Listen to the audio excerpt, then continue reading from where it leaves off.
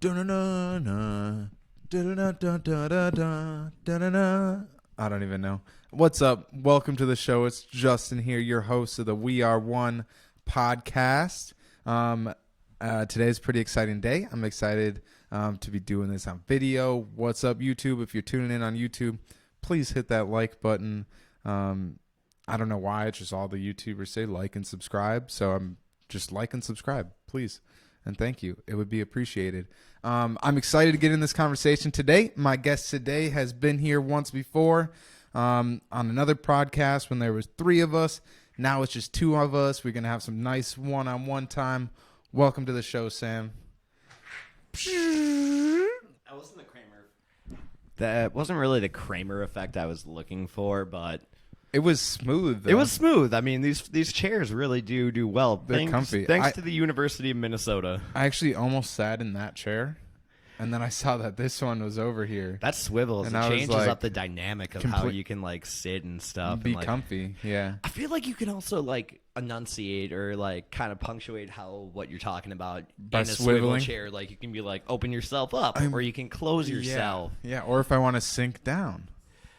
I mean, I think that's almost like one of the most dramatic things you can do in a conversation when you're having at someone. Sometimes, like when I'm at work, I just like, or sitting behind the desk, I just want to like, when a client just kind of drives me crazy, I kind of just want to sink down. Just like, it's like a turtle shell. Almost. I'm not here. Don't ask me any more questions. Like, I am closing off because I have no answer to your question. I feel like that would be my response. It'd be like a silly ass question and be like, why are you spending your time on this right now? Right. See, what I want with these things is I just want them to be able to like go up like faster, so I don't have to get up, because like if it had that hydraulic lift that would lift me up, like then I could tower over people. You need like one of those hydraulic wheelchairs then, or like one of those hair salon chairs where you push your foot on the back. Yep. Pump it up. I mean, takes a note, University of Minnesota, for your office spaces in Kaufman. Get those barbershop chairs. Like, they'll do you wonders for podcasts. I will absolutely be back to this room that I think is like a study room. It's not really a podcast room. Neither of us are even students here. Right. But I mean, I am repping like the golden like red, so yeah, I could pose off. I've got like a pink and purple outfit on today. I mean, I don't even know if the book Gophers are playing anymore. So I don't know either. Well, and it's funny, I didn't even go to this school, so it's like I don't know my way around it.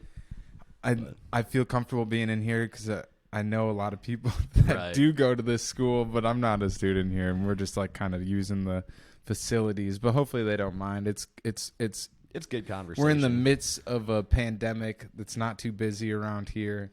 The room was empty, so it's not like I'm taking up. It's weird like being here. It's weird being on this campus because it's like so dead, and I don't know if it's just because of the weather or because of COVID. It's like, but man, I'll tell you what, there is not a cigarette butt in sight. Is this campus like smoke free? I'm not entirely sure. I'm not sure. I actually wondered that the other day because I got done with the podcast.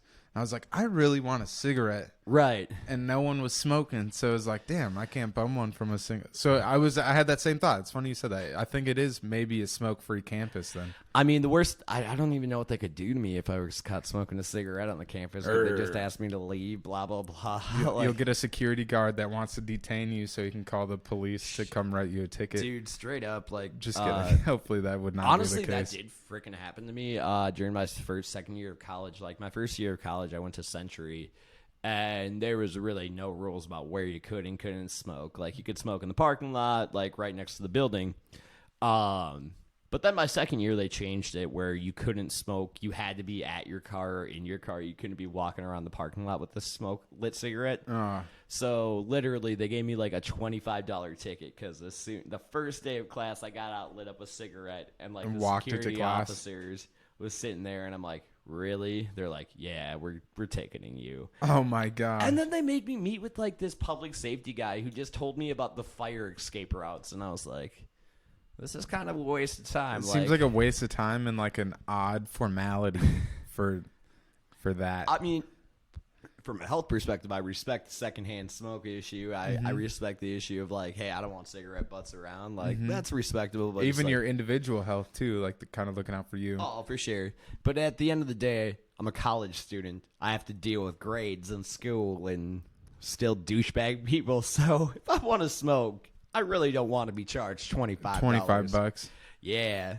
So, yeah, I mean, I guess let's just jump right into it. Yeah. So, I mean, a part of our conversation today was just really continuing the conversation that we had before when we were hanging out with Rhea. Yeah. Which was great. I'm looking forward to having Rhea and her dad, Jason, back onto the show. I'm sure that would be good. Yeah, we actually just... I think a week from today is when they're joining me again. That's awesome. Yeah, we just actually... I got off... Like, she had just gotten off of, like, a 16-hour shift from the job. That's a long shift. Right. I got there at 7 a.m. and I was like, yo, do you need some coffee, bro? And, like...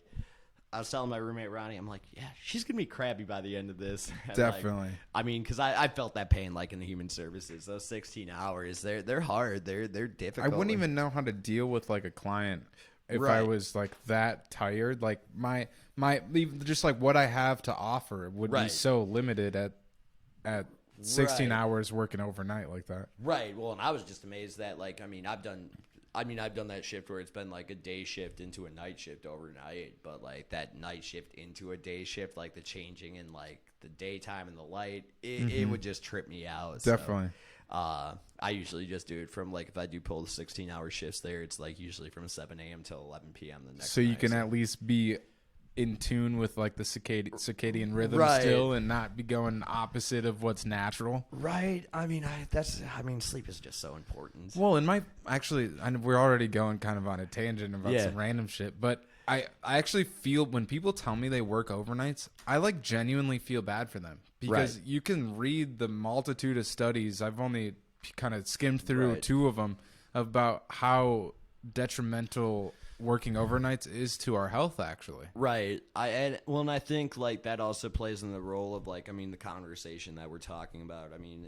Because I think what we're talking about is obviously with me chemical health, but I think we're also talking about the mental health and the lack of connection and what drives people to do things. And I think a huge part of that overnight shift is like you are connecting with people you work with, but like if your whole life like is just the people you work with, then you go home, sleep the next day, and you miss all the connections of everyone else doing things. Like it can really mess with your mind. Like, well, for sure socially, if you're getting like kind of excluding yourself from like your typical social circles because you're on the opposite type of schedule as everybody else. But then also for sure, like with your physical health, the impact it has on your immune system, and just the functions of your brain. Like we get worse reaction time, all sorts of stuff that it's like damaging. Exactly. And even trying to sleep during the day, like when I used to work overnights or do overnight shifts, like I can't remember getting like a good sleep that was like a consistent 8 hours. It was like people were up and about, people were sleeping, were stomping around, not sleeping. I was sleeping. Sleeping. People were stomping around, or and even just if it's a sunny day, you don't close your blinds because you're too tired when you get home. At some point, that's shining in and waking you up. So it's like it's a really messed up thing. And I think it'd be nice to see America and the worldwide drift away from that. But I guess there's always shout out robots though, because right? Because besides the work that you're doing specifically, when I'm thinking of like warehouse work or like order picking and things like that, like it's gonna be robots that are just working 24/7. Oh, for sure. That they don't have to clock in and clock out. Man, I think it'd be super cool if they could just start delivering packages at night, early in the morning, because some kid's still gonna be playing video games, smoking weed all night. Give this kid control of a drone, and let him drop this stuff off. Definitely. Save some money, give him a couple bucks, and then we don't have drivers driving early at 4 a.m.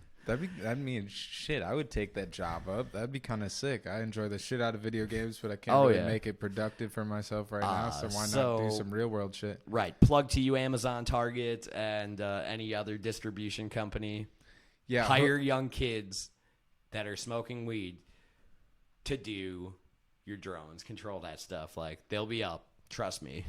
And they'll be good, right? They'll be good at it. They know the importance of precision. They'll drop off a package and it'll be instead of boom headshot, it'll be boom a foot away from the door. In Call of Duty, when you're taking control of UAVs or drones and stuff, and you're you gotta aim that right into a predator missile. Yeah, right into that red square and stuff. Like I always loved when I'd get those and be like, yeah, I can get 3 kills at once. That rarely happens. Yeah, for sure. But yeah, I guess like I feel like we could get off on tangents. Oh, we could keep going off on a bunch. So what we were planning on talking about a little bit is something that both you and I have a bit in common, which is having experienced addiction and the recovery process. Right. And mostly, like probably what we're going to talk about today too is kind of what that looks like for like someone like yourself and a lot of people who are going through it right now in the current climate. With the pandemic, how that's kind of affecting anyone's attempt at recovery and things like that. But I know we wanted to kind of start at the beginning to get some context about you and your experience with addiction. So one thing that I'm certainly curious about, for one, when did addiction like start for you, and what was that? Even just briefly, what was kind of that road into addiction for you, and what it looked like? I would definitely say addiction always played into mental health. I remember the first time I guess it was like I always did things that were fun. I always liked the feeling of like something that changed how I felt. For instance, I think I remember my first addiction being food, like, and candy and pop and stuff like that. I remember as a child, like, sneaking candy from our Halloween bags, like, after I was asleep, or, raiding the fridge, or, like, going to buffets or stuff, or, like, restaurants, and always eating the most. Because I think it changed. It had a bodily change that I could feel in myself, like whether it's like feeling instead of being hungry, feeling full, and it changed kind of in my head. You know what I mean? Mm-hmm. But the effects of the food made me feel good. I mean, it made me feel whole, and I think from that, like, kind of, there was always that addictive tendency to always over engage or to like have too much of a good thing. When I give me another example of that, like when you were younger, what was something that you indulged in too much?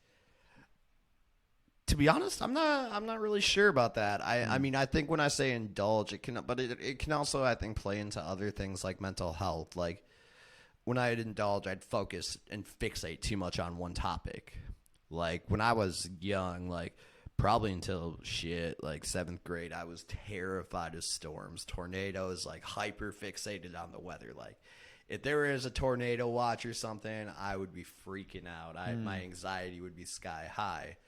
And I think it was like one thing I look back on, and now it was like validation of that. Like, I remember asking my parents, like, is this going to be all right? Are we going to be okay? Are we going to die? Are we going to have that? And I think I craved that validation because I was so scared of the unknown, that what's not going to happen. And I think when I look back at it now, and I'll touch on it later, is it just played out into like this idea of control for me. Because having control of a situation, I think a huge part of my addiction is like not having that control and seeking to gain it. And, I think having some validation substances, food or something, gave me a sense of control. And I think that's something all humans want, is control.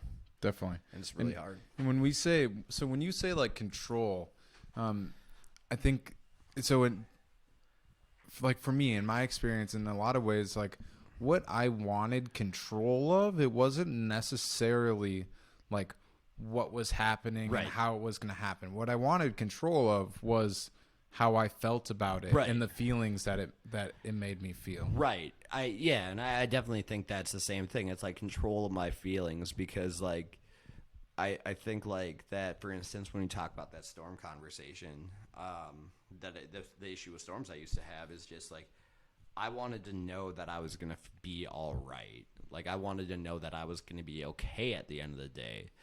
And that, like, I just couldn't fathom not knowing that, not having an answer. And it, like, I'm kind of blanking out on that. But you're it definitely good. It's definitely a thing where I just wish it. I think the control aspect, kind of blanking out. I'm sorry. No, you're totally good. So that stands out just to me personally, just because I know when I in my experience with addiction and substance abuse, like when I first tried heroin, and I realized I could use it as a tool, not to feel anything. That was when that's when I felt like in control, like all these negative, and they weren't even negative. They were just unpleasant feelings that I didn't want to feel anymore. The anxiety and the sadness and the self hatred, I just didn't want to feel those things. And then heroin became a tool that gave me the control of when I could turn it on or turn it off. Right. And then it turned into eventually, after just a couple short months, just constantly having that switch turned off at all times. Right. Yeah. And if I didn't have it turned off, then I just felt. I think that's like the hard part. I think I think that every addict thinks that I think every time I used, and I'll touch on this in a sec when I saw that point, but I think every time I used, once I reached that point that I realized this could be a tool, I think every time I used going forward, I wanted that control that I had that first time. I wanted this feeling to be able to do it, and it helped me, and I kept chasing that. But it's so funny that within our addiction, we fall into this level of chaos where it's as much as we're trying to do something that will get us control, we fall further out of it. Definitely. And that's what I was thinking about. Right. While you were talking too, I didn't know where you were going with it, but that's exactly what I was thinking is we get hooked on them because they are oftentimes tools that we can use to be in control of, for some people it might be emotion specifically. Oh, for sure. And then eventually you're completely out of control because without that substance, you're sick or you're you don't feel normal, you don't feel right, For sure. I mean, I think the first time, I would say the first drug that I was ever addicted to was probably sleep aids and stuff. I started taking those about in 10th grade, where I was going through an emotional shit in my social life, had a traumatic brain injury. How old were you with that? I was about 16, playing during a high school weights thing. How much did that affect your mental health and your life going forward? I mean, to be honest, I think honestly it was a trajectory that started me into therapy, started me into working on stuff. I've been in therapy probably 10 years. But I think it definitely affected how I had interactions. I became obsessive. I came over my relationships, trying to control them, trying to when I couldn't take care of them, or I felt the need that I needed people in my life and pushed people away in ways that I wasn't planning to do. Those were types of things that came about after your TBI, it changed the behavior. It was some bullshit because they said I had a concussion, and then they just made me do a shit ton of tests and stuff, and the tests were memory issues, and I'm like, dude, I'm not good at memory issues already. I have a concussion. How am I supposed to remember all these shapes and colors and signs? So it was one of those things where it was it definitely made me more impulsive. It made me where in the past I would think through things a little bit more, there was just go, go, go, no repercussions, without thinking the repercussions, and they definitely did hit me. But I think going through that the first time is when I was feeling bad about those social relationships that didn't work out or were going the wrong way, or when I was worried about just friendships or family, or just how I felt about myself. One thing that I would do is I would take sleep aids because with my mind and my anxiety, my mind's gonna be racing all night. And sleep aids, you're gonna get fucked up, but you're still going to have a really good sleep. You're going to sleep hard. It might not be good REM sleep, but you're going to sleep hard. That's the first thing. Let's touch on that really quick, because I think that's important for people to know, who, even if you don't be worried about being addicted to sleep aids. Right. That's not what I'm saying. But be cognizant of the fact that when we take things like Ambien or even the antipsychotic Seroquel. When we even melatonin sometimes, not as much, but not as much, because melatonin's an endogenous chemical. I mean, I feel like you could definitely take a lot and like get some really Get faded weird or sleep. something? Oh, absolutely. I mean, you get drowsy, but So, but with these sleep aids, they actually limit your body's ability to fall into the REM sleep, which is where with the rapid eye movement, which is when your body is like essentially repairing itself. Really. well, yeah, you're essentially like paralyzed, right? Your body isn't. You're physically you can't move in this state. Your body is doing the most of its like physical repairments in this state, and we cycle in and out of it throughout the night. But when we take some of the heavy hitting sleep aids, it actually limits our ability to hit that REM cycle. Right. So like we might get sleep that we enjoy, right? But it's not sleep. It's not effective sleep a lot of the time. Oh, for sure. Yeah, I mean, it's funny. It's like it took me probably like 10 years of that like nonstop sleep cycle of sleep aids and alcohol to and going to treatment to realize how important getting good sleep was. And I think really just the long-term impact that it can have on an individual that's not getting that REM sleep. It can really fuck with their mental health, their physical health, and like put you at like just bigger uses of not being in a good state. Yeah. So I mean to me those kind of highlight two things real early on in the conversation that probably were catalysts to you falling into the trap of addiction. Right. Was there history in your family of addiction also? Oh, absolutely. Yeah.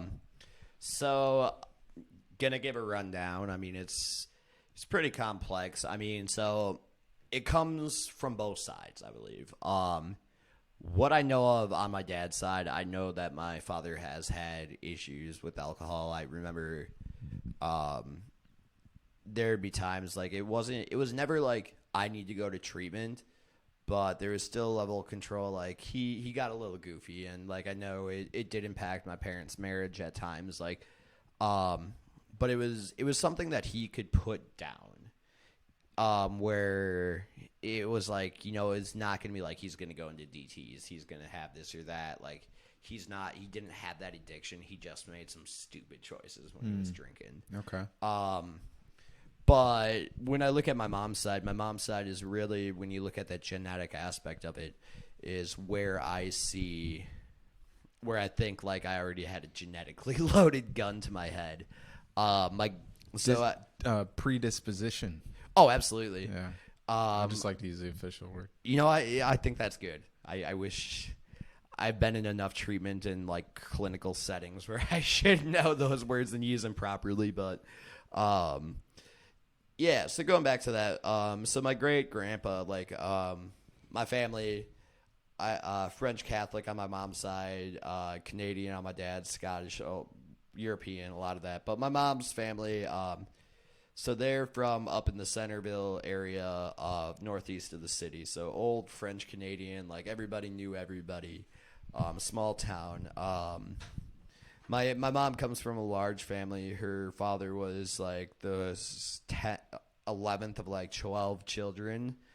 And my great grandmother, bless her heart, like she was an angel. Like, I mean, she's that epitome of like that Catholic grandma that always is just like praying the rosary, doing this and that, like looking out for the family, like wouldn't take birth control because of like just the Catholic Church and stuff. It also probably speaks to why she had 12 kids. Yeah, I mean, at the end of she was a saint, and I mean, for what she put up with and continued on her love for her husband. I mean, even though there were a lot of times that she should have left him. She stayed devoted. Yeah, I think it's a very cultural thing nowadays. Like, I mean, if you saw that now, like dealt with it, a lot of people would be like, "Nah, I'm fucking out." So my great grandpa, and what's different nowadays too. Sorry to cut you off. Oh, say that again. I was not to cut you off, but also what's different nowadays too is like you would have like social support of stepping away from like a toxic relationship, whereas like likely back then you're not spilling all your dirty laundry on the streets. So when you're stepping away, people are like, "What the hell? You're getting a divorce?" Like it was it was a taboo thing. Oh, it's a taboo thing. and it's funny, even when you look at like the big book like of Alcoholics Anonymous, when it was written, they added a part called like the letter to the wives and stuff, like where it's basically saying you shouldn't put up with his bullshit, but you kind of should support him and continue on that. But we won't blame you if you have to leave. But for me, the language is kind of misleading. It's like, so you're telling them to support them, but you're telling them to leave. But yeah, it sounds like you're not like opening the door all the way for them. It sounds like it's just like, here's a little sliver. If you want to walk through it, go through it. You're still gonna probably look like the shitty person here. Exactly. Yeah. And I mean, just when I look back on it, like, I mean, she's the same because of that, and like, I mean, it inspires me, like, because I think a huge part of addiction, that being an addict, is where people base who we are on our actions. When a lot of the time our actions are just learned coping mechanisms and survival mechanisms, response to our own personal trauma. So to give some context on like why she was such a saint, my great grandfather, he didn't drink until probably the mid-20s. It was Prohibition time. Like, you're not getting liquor at that point, but everybody knows there were a ton of alcoholics during then. From the stories that my mom tells me, is that there had been a point where he had helped someone move their car off a railroad track and stuff. And as payment, he had given up my grandpa some either bottles of moonshine or bottles of gin. And then, I mean, his life just completely changed. You know, I hear stories of, I grew up hearing stories of like the devastation that alcohol caused on my family, the impact that it had. I'd grow up hearing stories about how my great grandfather could be the greatest man in the world when he was sober. But when he was drunk, he became a vile human being who did some really horrible things. I mean, I heard stories like, well, my grandpa, you know, when he was attacking either one of my aunts or my great-grandmother, my grandpa, like, coming out and, like, attacking his dad to stop him. I heard stories of, like, my grandpa running over the family dog and chasing down the kids in the car when he was drunk. There were times like where he'd just like go off for years and just not be there. As a result, my family, they were living in abject poverty. They moved around all the time. They lived in a schoolhouse, no running water. It's funny, there's even an article that my mom will show, like, the Smith kids are playing on a playground, had an old like one-room schoolhouse and stuff. The kids, like, it was out in the country, and like, you know, they were living there. And so they ended up kind of coming White Bear. Like, there were periods where my grandpa was able to sober up. It's kind of tragic, just like in that time period specifically. Not even like in your immediate family, but there was pretty widespread like devastation that alcohol was causing over that time period, that people today are being affected of like by that trauma still. Right? For sure. Absolutely. And it's funny because I think like there's a lot of, I think really when it came down to it is a lot of his alcohol use and continued use was a response to his trauma, response to his guilt, response to his shame of the things that he would do when he was drinking. And I think like I've experienced that. Like, I mean, shit. Like, I mean, that snowball effect, right? I feel like go ahead. Right. It's just like hitting home for me right now, thinking like the same thing. Like when I was using heroin, I would steal some shit from a family member to go get my dope, and I'd be feeling all bad about it. So then when I used my dope, you know, then I didn't feel it. But then when I ran out of dope, I was feeling those feelings again, and I had to figure out what the fuck I was going to steal to get more dope. It's a snowball. It's a fucking chaotic cycle. Yeah, I mean, it's fucked. And I mean, I think like he was genuinely like a person that was unhappy. I think like that. I think that one of the hard things to look at addiction sometimes is that we see so much potential, but it's really hard to see people not get out of it. And it's like, it's almost like, do you make this person get out of it, or do you give them the choice to do their own thing? And even back then, I think there just really weren't a lot of treatment methods that worked for people. I think that, you know, I know my grandpa had went to Hazelden at one point, so like way back in the day, he ended up, there was a period where he was sober for a while, and he went to a doctor, as my mom told me. My mom's kind of a very historian on family history, so it's kind of cool to have grown up with that. Yeah, kind of like that's nice. Know my family's history. As she called him Penicillin Pete back in White Bear, she ended up giving him some. No, he ended up giving my grandpa some cough syrup and stuff and lean and stuff at that time. So he, with that alcohol content in there, kind of sent him off to the bottle again, and ended up in Hazleton. I'm not entirely sure of whether he was sober when he died, but from what I'm told, I think he was still drinking, maybe not as heavily. And it was hard. I mean, like, just this shit disappearing, pulling this wild fucking shit, like disappearing. He ended up buying a bar at one point, like just buying a bar. Like, can you just imagine today, like if you had your partner or your husband or wife was alcoholic, and you come home, hey honey, so you and the rest of the kids are gonna have to move. We've already moved schools multiple times a year. Like the kids had been split up at multiple times because of this, but we're moving to a bar. That sounds like a great idea. I could not imagine. Yeah, I mean, kudos to my grandma for sticking it out. It's weird because, like, back in pre-COVID times, like, they were, my mom and her cousins, like, they had a lot of good memories at that bar because, like, you know, they didn't see the bullshit behind it. Is that bar still around? You know, so you ever go to Stillwater?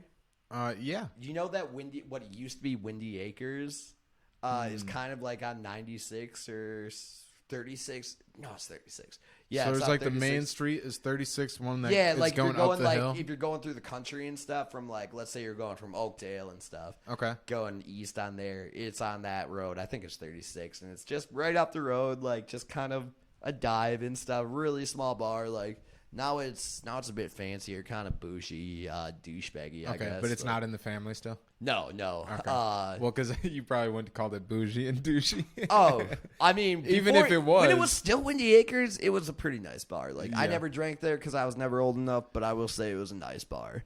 But it's weird because, I mean, it's like my mom and her cousins, they have good memories of it, and they'll go, like, still, like, to the bar and hang out, like, as a family and, like, the cousins, but... You know, there's some of the older kids and the other family members that just have really hard times going about that and hanging out there because there is a lot of pain attached to it. I think this portion of the conversation is extra important because it's one thing so I've had the opportunity a little bit to do some like public speaking at schools specifically about addiction with this nonprofit Change the Outcome. Okay. And one of the things that we highlight specifically is the genetic predisposition, right? Right. You know, our duty when we go in there is just to like inform these kids from like firsthand perspective and experience. Where, you know, one of our lines, we're not here to tell you to do or not to do drugs. Your decisions are rightfully your own to make, but we're going to let you know where that road led us and make you aware of some things like genetic predisposition that if you're aware of it now, it might keep you from making some of the decisions that ended up detrimental for us, right? Yeah, no, it's funny because like I talked to my mom about it and like, well, I was actually talking to her the other day about this, and it's funny because I remember my whole life, like her telling me, Sam, you need to be careful with alcohol because we have a family history of this. Like, you could easily get addicted, and like, I guess I didn't heed the warning. But I think it's something. It's hard when it's coming from mom, though, too, right? Right. It's like, It's of course, like- you told me not to ride my bike without a helmet. Right, and I you was told me fine. not to like play with fire. You told me not to do that. Like, it's almost like Mom, you're being a little bit overprotective. Like, you just. But I can drink. I can drink, Mom, like a I can gentleman. shoot up heroin, whatever. No. I can do whippets and drive a car. Never done that. No. Probably not a good idea. Probably a horrible idea. I've never done a whippet personally. I had heard a story about someone I knew that had been doing whippets and they got into rear ends and stuff. I was kind of like, well, that's impressive. Got out of it. To only get into a couple of rear ends. Yeah. Pretty impressive. Like, I mean, when they told me it's like they got away just by saying they were texting, I was like, wow, that's pretty awesome. Yeah. Sad. No, it's sad. I mean, But they got away with it. Yeah. One time, this just reminds me of a story real quick. Okay. One time I got away with a D-dub one time. Really? Yeah. And long story short, I had to leave this location that I was at because of some tension. For sure. Or whatever. I had just gotten put on probation this day, so I was kind of like excited because my court case had been concluded. I ended up not having to do like the 6 months to a year in jail that was being talked about. I just got probation, so I was like, I felt like a weight lifted off my shoulders. Kind of gonna let me go out and enjoy myself a little bit, right? And right. Ended up having to leave the situation. That's a whole nother story. Right. Which would actually, we'll save it for a later date. Remember me pausing right here and telling you that we got to save that other story for a later date. Because it's a good one. Yeah. But it's besides the point. I'm sure we probably both got like a lot of war stories. Like, where, like you can reminisce. Well, it was just crazy with this one. I was driving home. I was all drunk. I absolutely should not have been driving. Right. And absolutely knew I shouldn't have been driving. And to keep myself like awake, I was like looking at my phone so that I wasn't whatever. I got pulled over, and my lie to the cop was that, I was actually the sober cab. I just dropped everyone off. That's why it smells like alcohol in here. Oh, for sure. Why were you swerving? Sorry, I was texting, to be completely honest. Blah, blah. And somehow I got away with it. And I absolutely should have gone to jail that day for drinking and driving. For sure. I definitely had those moments. Like, I mean, I remember... I'm not going to say anything to not incriminate myself on here, but I definitely had those moments where it's like I definitely drank and drove. Mm-hmm. I think there's a lot of people that would say, oh, you're a horrible person, or why would you admit to doing that? But it's part of the process. It's part of the healing process, because like the reality is I know that I definitely did put people's lives at danger, not just my own. And to understand, for me, just like that selfish act, I mean, I think it's so important. It's like, but yeah, I could have slept my ass in my car. I think sometimes, like, once we get away with it, it almost enables us to do it again. Definitely. Like, oh, for sure. You get that rush of like. Or for me, my thing was like I would get caught, but my penalty would be so light. Right. Where I was like, oh, it's not a big deal. Oh, for sure. It's no big deal. 3, 4, 5, 5th degrees, whatever. You're just gonna keep sending me to treatment. I'm gonna keep using. I'm gonna keep using. Like my it's mindset. like, you're not gonna make my life better and stuff. Like, I'm just racking up more stuff. Yeah. Like, yeah. I mean, I definitely had that, damage to cars, like stuff like that. Like, I mean. So for you, alcohol was your drug of choice. Yeah. So I mean, definitely still those sleep aids were in there. I mean, definitely marijuana was something that like I mean, I'm not gonna say I don't smoke weed because everybody smokes weed, and I think that, including me, right? No, actually, I was in a holiday yesterday, and like, some guy was buying blunt wraps, and he was like, "Man, I just buy these wraps to smoke my weed. I love weed." And I'm like, "Hey, me too, me too, me man. too." And the guy behind this store was like, "Yeah." Bet. I was reading some articles yesterday about cannabis specifically, right? And it's just insane to see the numbers coming out. Like nowadays, it's like over like 70% or more of America thinks that cannabis should be legalized or at minimum like decriminalized. And it's absolutely like, what? That's almost the entire country. Exactly. 70% of like 330 million. That's like 280 million, 290 million. Of the constituents, believe that it should be legal. I mean, unfortunately, I think we're living in a time where, honestly, like, you know, not to praise Trump, but I honestly think we'd probably be more likely to see legal marijuana in a Trump administration than a Joe Biden administration, just because his continued policies towards marijuana and like Kamala Harris's policies. I think the Democratic Party is caving to some of the social pressure, and like the establishment more than they had in the past. But absolutely, that's absolutely besides the point right now. We're talking for sure. about we can talk about that. I'm sorry. You're good. It comes into the So at your height of addiction, like if you just had to pick one substance, was it absolutely alcohol? It was absolutely alcohol. What was it about alcohol then that? I think there was that dissociative aspect of it, it was like it in a weird way. It took me out of control where I could like relax, but it also made me forget. But it also there were so many aspects about it. I mean, like they say, like some people say, "Oh, I drink vodka. If I drink vodka, it makes me angry," or I drink whiskey, or a certain type of whiskey, or if I drink beer, it makes me happy. For me, I think it was just like that mixitude of what it could bring, like never knew. And I think alcohol, a huge part of it was like I remember always being like, you know, if going to parties and shit, like if weed was there, cool. If something else was there, but if like there was alcohol, like I'm drinking as much of it as possible and getting as fucked up as I can, like, and I wasn't necessarily like the most composed drunk as I thought I used to be. Like I thought I was so smooth, suave, like slick, like able to pull off being intoxicated, but when you're intoxicated the majority of your day and stuff all the time, people start noticing. People start like you physically don't look well, you don't sound well, you just like mentally aren't well, and like, but I definitely think it was alcohol, and I think that like it has always been what my issue is really when it comes to my recovery. Currently, I take a harm reduction approach to my recovery. But with that, like I have to take the only harm reduction approach that I can take is an abstinence from alcohol, because it was funny because Rhea was actually telling me this the other day, is that like you have an allergy to it. And it's so weird that I would continue putting something into my body that I was allergic to. And I mean, it's just the insanity. Like this, to alcohol? Yeah. You like, do you? I don't know. Like I mean, literal or like metaphorical? Metaphorically, Okay. it just like doesn't work for me. It just like it doesn't help me at all. It just makes my body doesn't react well to it. Like I'm not able to control And myself. neither does. I mean, so many people's bodies don't. I mean, when we digest alcohol, the enzymes that are created are literal poison. Right.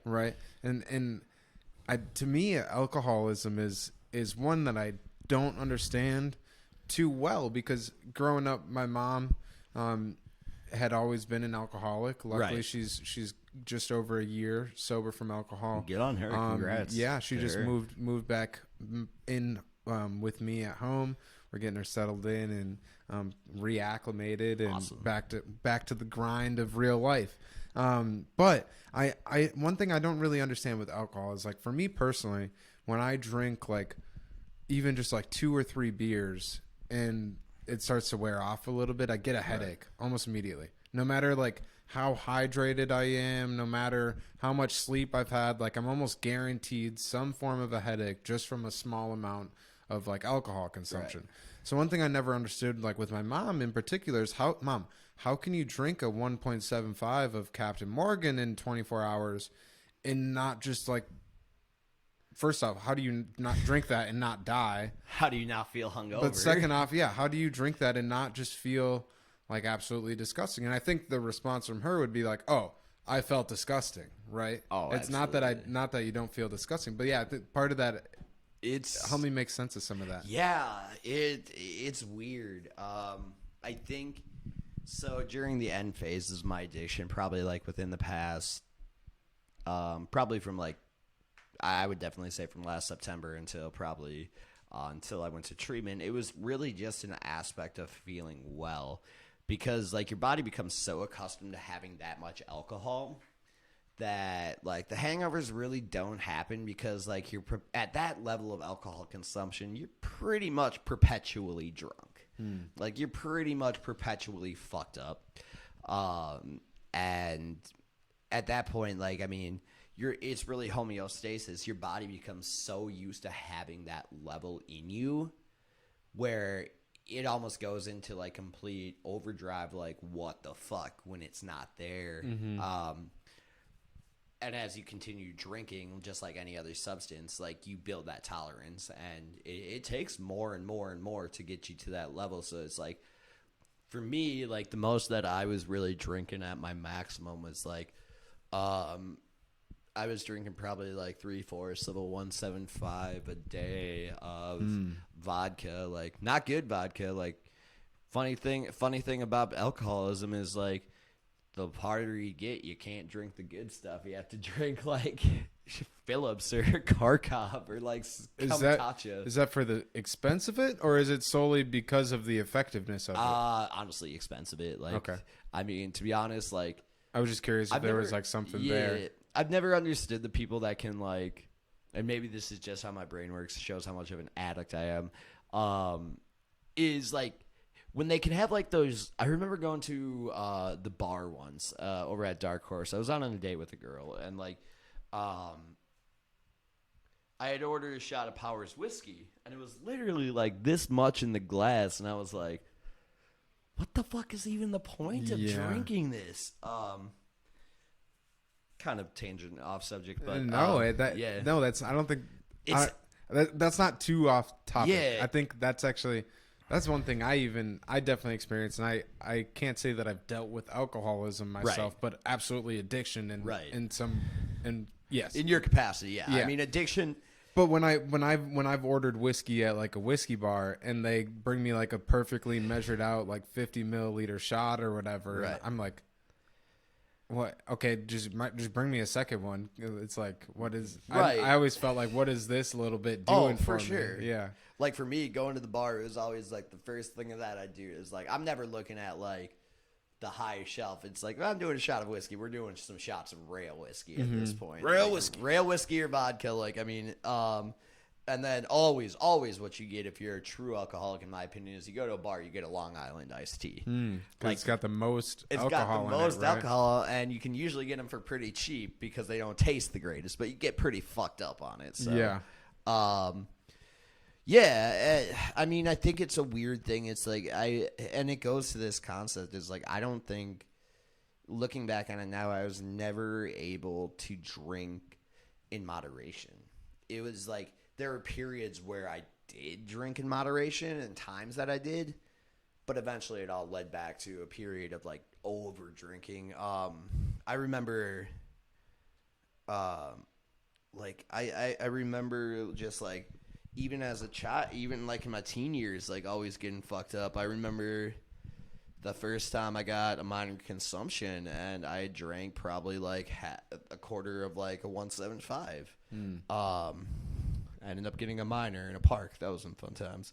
And then I remember my first time that I had been hospitalized due to my alcohol use. I remember being at a thing and drinking like 3/4 of 750 of Windsor.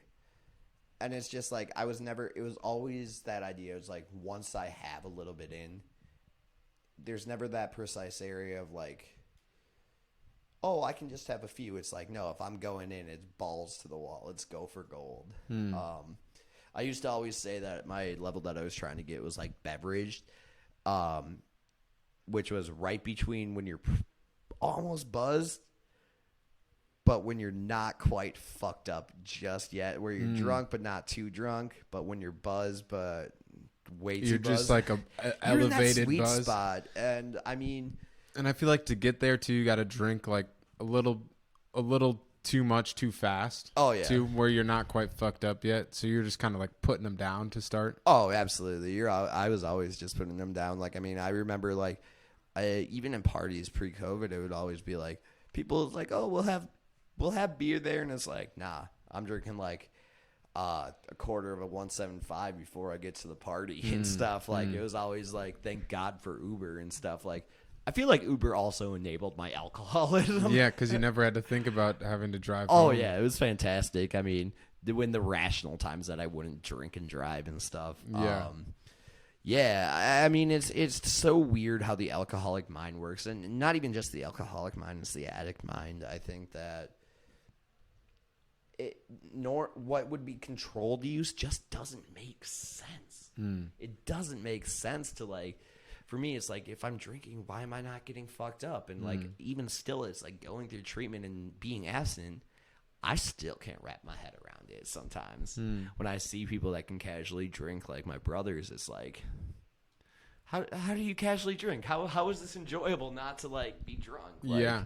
I think so. Like I casually drink a little bit still to this day, and I think for me personally, it's that I haven't gotten to the point where I ever like needed to try and stave off withdrawals, or I never got to the point where the alcohol became so, or my body became so accustomed to having the alcohol at all times that it's used to it being there. So then I feel worse without it than I do with it. I feel like I never got to that point personally, and witnessing a lot of alcoholism in my lifetime, which isn't always the perfect way to kind of keep you from something. But in my case, it's I think kept me from, gripping onto the bottle and going down that road. But I never expected to like get to that point where it was like physical addiction, like where there was like, if I didn't get my alcohol, I would probably start crying. I would probably start getting angry, and I would most definitely get sick as fuck. There's definitely times I was crying that I didn't get heroin. So I'd imagine, I can dude, relate. Like, I know heroin withdrawals really can't kill you, but like, I mean, I've heard, I definitely know that they suck. I definitely know that they're painful. Withdrawals of any kind suck. I mean, shit, like you can be a sober person and social withdrawal from people. I mean, shit, so many people are experiencing that right now with coronavirus. That's kind of going to be a part of our top convo too. But, I mean, yeah, like imagine like having something like, just take food, for example. Right. If you don't intentionally fast and you get stranded on an island and you go into like starvation mode, you're going to be freaking out. You're withdrawing from food, right? Like your body doesn't know what to do because it doesn't have what essentially fuels it and keeps it going. Right. And that's kind of the same thing with like substances. A lot of time when you get to the point where when you don't have it, you're going to feel sick. Right. Your body thinks that it needs it to keep going. Absolutely. And I think it's also often what drives a lot of people to these irrational decisions that they make. Like when you hear these stories of people like holding up like people at gunpoint to get money for drugs, or you hear these people about like that are just like begging for money to get drugs. I mean, it's like really on one aspect, it's like some people may look at it as like this person's just like lazy. They're not trying to get a job. They're just like really bad people. But I mean, unless people have really experienced that power that an addiction holds on you and just like trying to feel well. And I think that's the biggest thing is like, because like to a point, I wasn't trying to get drunk near the end. I was just trying to maintain homeostasis. I'm sure you probably were the same way with your heroin. It's just like, I want to feel well. I don't want to feel like shit. Every time I get well, I want to quit. You know, because now I feel normal. Right. And I smoke a little bit, or I know it's coming. I'm like, oh, I feel good now. Yeah. So I should think about quitting this. And then when you don't have it, it's like desperation mode. That's all you think absolutely. about, right? So one thing you touched on is like, withdrawals a lot of times are what drive people to do things irrationally, like in the name of that substance, right? And I think if people have listened to the past few episodes, they're going to be like, dude, shut up, you said this already. But something I've said in like the past 5 episodes, each one without failure, is that people don't make irrational decisions, right? Intentionally. Like we have, in order to, unless you're a sociopath, maybe, but our mind has to come up with ways to rationalize and make it make sense as to why this is what I'm doing. Yeah. So if you do something fucking crazy that from my perspective is irrational, I have to understand that in your mind there was a rationalization for it and it made sense. It was maybe not the right thing to do, but you could make yourself feel okay with having done it through your experiences or whatever. Oh, for sure. Like, I mean, it's like, I mean, even drinking and driving, shit, like the rationalization that would come behind it is like, it'd be like, oh, I need to get someplace. It's like, you don't really look at like what the future costs. It's just kind of like, I need to get somewhere. And like, when it's funny when people try to ask you your rationalization, it's just like, I needed to do this. This needed to happen. And like, I mean, I think an impulse control thing definitely comes to people with addiction too. Impulsiveness is very huge, I've noticed. And like, I mean, definitely something I struggle with. Well, that takes me back to one thing that I wanted to get a little more context around. Yeah. Even is like your brain injury specifically. Yeah. And I know I've heard plenty of stories of traumatic brain injuries being a variable that really changes people's lives. You know? Oh, absolutely. And I think without fail, what you hear more times than not is that a person that's experienced a TBI or a massive concussion is going to become more impulsive. Right. You kind of alluded to that having been your experience too. Yeah, a little bit. I was definitely more impulsive making decisions that, now I look back on it, it's like those are pretty crazy. Like, not really thinking about what the consequences would be. And I think that that's just naturally something that happens because that impulse. I can't even remember where my brain got hit. Like it was like up in the upper quadrant of this area. Like I slammed heads with someone playing like Texas basketball, which is like a weird variation of basketball, like in high school weights with multiple baskets. Okay. But we were both going through a ball and just like right in that. Like, Damn. No, it's not fun. No. Long time being out of sports. Did you get knocked out? I was seeing double vision and blurriness and stuff. Didn't get knocked out, but I think like just brain injuries, like, I mean, they don't show easily. They don't show right away. It takes time for them, and I think it all comes on the healing process. Like, I mean, if we don't know exactly what areas are hit, they're gonna like, for instance, like if you were to just say like someone were to come up behind me and hit me in the head with a bat right here, and then some other motherfucker is going to come up behind you, hit you in a different area of the head. It's going to have different. It's going to have a different effect. It's going to have a different effect. I mean, just besides me freaking out, yeah, no matter where I get hit in the head. Dude, I'd definitely back you in a fight if a motherfucker came back in here with a baseball bat, but I don't think that that's going to happen on the U of M campus at this point. Right. Hopefully not. I mean, it's like there's no crazy fucking frat parties going on, so who knows? Anyhow, I mean, it definitely like it made me more impulsive. I noticed that like my ADHD, like if it is not blatantly clear to most people on here that I have ADHD, I don't know. I feel like you're looking out, but or they're listening and not watching. Yeah, if you're watching, you can probably see it because I fidget, I move around, and also if you're listening, you can tell I bounce around topics. My ADHD is definitely, people with ADHD are already more impulsive, and it just kind of boosted that. It made it more intense. And I think like a way that I dealt with it was through chemical use too. It's because it's like I had all these unnatural body things happening, like body phenomenons. My relationships in my life were messed up, and I didn't realize why. My friendships were weird, like just a lot of weird shit going on, and I didn't know why. I didn't know what the fuck was happening, and it's like I'm just trying to go about my daily life, and I look back on it now, working in the career field that I do, where TBIs are pretty common, and it's like, man, that's exactly what happened to me.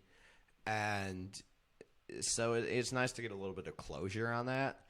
But I think it's one of those things where it's just like, it did change my life. And like, I mean, all I can do is work through it, but it definitely did make me use more. It definitely like, just to deal with the anxiety. How old were you? You said 16? Yeah, 16. So just take me through it really quick. When you're 16 years old, you were in school when it happened. Yeah. Right. So leading up to the event and then post-event, what are some things that stood out to you immediately, like within the weeks before and the weeks after that you noticed as different? I mean, like, to be honest, like at that time in my life, like, that's when I started chewing tobacco. A little bit before that, not too much. And then after it, I started chewing a lot more. I noticed that beforehand, I haven't thrown in a chew in a while. I almost was like, I almost just like being back on a college campus almost brought me back to throwing it. Yeah, I was just thinking like I have a tin of go Coke. for like a half moon or something. Maybe like a big upper decker or some shit. Like I'm on a school campus. They can't see I got dip in. Like I have a tin of Kodiak sitting in my car. Like I bought a log at Treatment, but I haven't used it also. Oh, man. It's an occasional thing. It's when I want to feel redneck as fuck. Right. Got my inner wiper like vibes. As soon as I throw a log into, I start talking different. You know, I'm like, I start being like, fucked up, man. Oh yeah, But, all and then you'll accidentally drink your spitter. Gross. Oh. But yeah, I mean, there was definitely that. I mean, I had at that point, like, I had drank a little bit. I had smoked weed. Like, it wasn't like I was picking up grips of weed at that point in my life. I was in 10th grade. Like, I'm lucky if I can get a dime bag once in a while. Like, I don't got a job. Like, but in that point in my life, like, you know, I had a friendship that, like, just because of my actions and my impulsiveness, like, they kind of got pushed away from it after the brain injury. And it's still something that I lived with guilt about for a long time. Is just, like, this need, even in, like, when I look at friendships, and this is something that I am working on, is, like, when people ask for space, like, this person was easily asking for space, and I continued to, like, push that boundary. And, you know, it wasn't my intent, but, like, I mean, with the brain injury and with, like, ADHD, and it's, like, it's impulsive. I want to fix something. Like, if they were mad at me, I'd want to fix it. I'd be like, no, we have to fix it now. And I think that's, when I look at that idea of control, I go back to, it's, like, always, like, not really being comfortable with the uncertain aspects of things, you know? So Definitely. yeah, I mean, and I can relate to that. for sure, it sucks, but I mean, it's like, I think it's so natural of a human emotion to want people to like us and not want people to be mad. And I think, like, a lot of us people that deal with addiction and mental illness, we're people pleasers. We want to feel good and, like, validation. Like, I think some of our earliest forms for some of us, excuse me, was validation. As I mentioned before, the validation that we got from our parents, the validation that we got from our friends and stuff. And, like, we instantly crave that. Like, and I think it makes sense when we feel so bad about our actions when we hurt another person. Like we referenced earlier, like, when you were talking about, like, when you get well, you feel shitty again. So, but yeah, I mean that. I mean, it's weird. Like, my addiction went through cycles. Like, I mean, after I do some stupid shit, like my junior year of high school, got a minor. Didn't really change things. Second year, senior year, got my, I ended up getting sent to the hospital because of alcohol poisoning, blew a .39. Damn. Yeah, that sucked. Like, I was sick for fucking days afterwards. Like, the worst hangover you can imagine. Like, I couldn't eat, take water. Your body's probably pissed. It's like, you tried to kill me, bro. Why should I come back from the brink? Right? Like, yeah, it's like you had charcoal shoved down your throat, bro. Why the fuck are we doing this again? Yeah. Like, you can fucking pay for this. Like, you're gonna feel bad. Yeah. But you know, there's that, and then, you know, I went to Century College for 2 years, and, like, to be honest, like, my first 2 years of college, I really didn't fucking drink that much. Like, I drink on occasion, smoked a lot of weed, which I think everybody does when they go to their first year of college. A lot of people do, for sure. You know, just, you know, I was able to do that. Then I got to, I think, I turned 21, and, you know, it just, the ease of access to alcohol became so easy. And again, like, this is a concept that I see multiple times in my life, is these friendships that I had that, like, because of my actions, impulsiveness, me wanting more attention than I was getting, or me having misconceptions of what the relationship was, you know, me driving these people away and causing these problems and not being able to deal with the uncertainty of stuff, but then going and drinking to deal with it, or using marijuana, or using a sleep aid.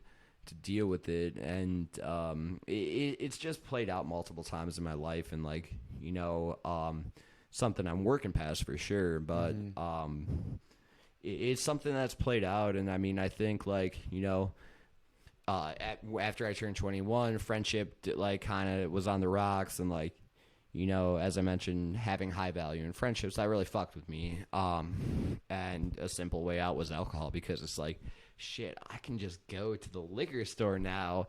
I don't have to wait for the dope man to drop off my weed. I don't have to go to Target. I can walk a block away and be at the liquor store and have like a Four Loko and a couple shots in my hand. And, you know, Four Lokos are fucking nasty, but Yeah. Honestly, I tried to taper off on them. With Four Lokos? Yeah, like there was a point in like February and early March where I was doing harm reduction in the Four Loko. Like, to limit my intake, I was just like drinking like, I drink like 1.5 Four Lokos a night, and then so I mean that's like 6 drinks, but it's high alcohol content. And then like I'd wake up in the morning, drink like another half of the Four Loko just to get the shakes off and stuff, and like you're good to go. And to be honest, like I was more functional in my alcoholism at that time, but it still was like a lot of liquor. It's a cheap way to drink, though. Very cheap. No good ideas here. Yeah, don't. I do not lead by example. Also, do whatever the fuck you want. Yeah. But so for you kind of alluded a couple times just that your addiction and alcoholism has been a journey. It's gone up and down. How many times had you tried to recover? Past? Yeah, I mean, this would be my second time. Like, I mean, Okay. I think it's all one journey at the end of the day. Like, I think it's like recovery is like, if we base like, oh, I'm in recovery for the second time. Like, I think there's some people that's like kind of get a numbers game and clout because of that. But yeah, well, and it is kind of a silly thing, because even if you relapse and then you're going back into like treatment or something like that, you're like the whole time was it's like it's a recovery process. Yeah, you can't tell me like when you relapse, you didn't completely start over from the beginning, sure. right? You still have things that you probably took home from treatment the Absolutely. first time. Yeah, like I think it's smart to go kind of into that conversation of my treatment experience. Like when I was 21, as I mentioned, kind of because I was going to move into this.